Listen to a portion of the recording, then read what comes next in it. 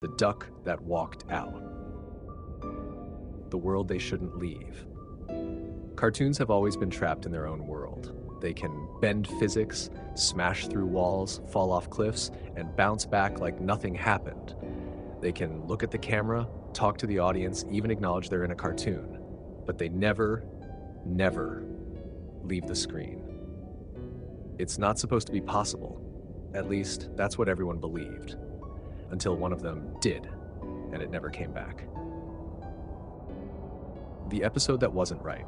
It was an ordinary Looney Tunes short. Daffy Duck, as always, was running around, dodging falling anvils, getting flattened like paper, yelling in that frantic spit-flying voice. It was funny, it was normal, until it wasn't. Because at the 6-minute mark, something changed. The moment everything went wrong.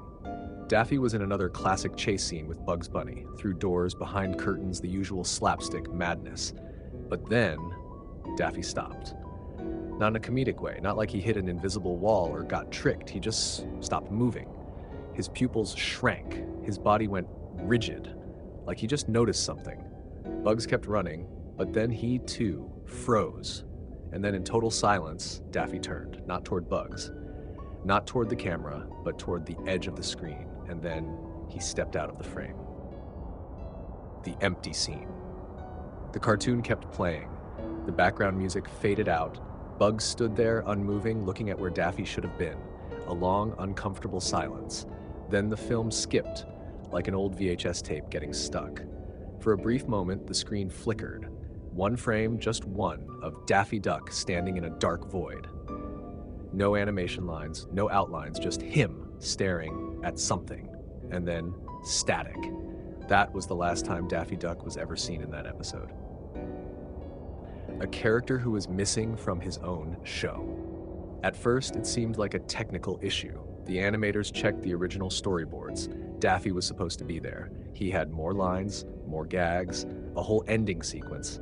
But in the actual final reel, none of that was there. Daffy was simply gone. Not erased, not cut, just missing.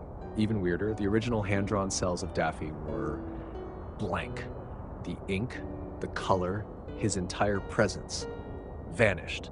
It was as if he had simply walked away from the animation table.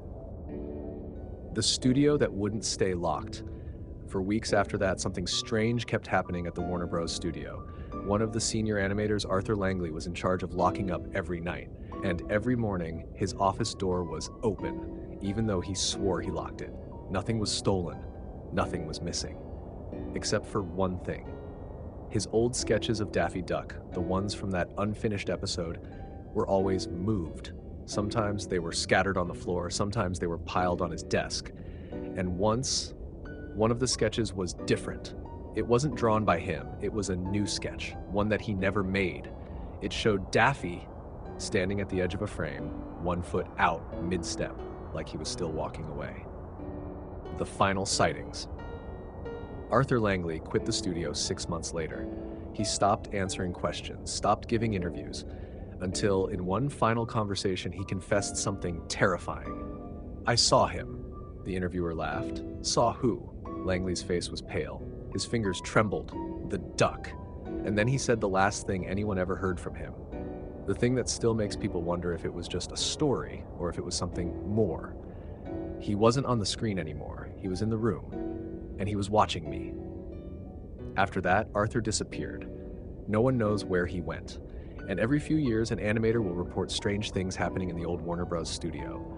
Doors opening by themselves, Daffy's face missing from animation frames, sketches appearing overnight, and sometimes a shadow moving in the corner of a screen, not in the cartoon, but in the reflection of the monitor itself.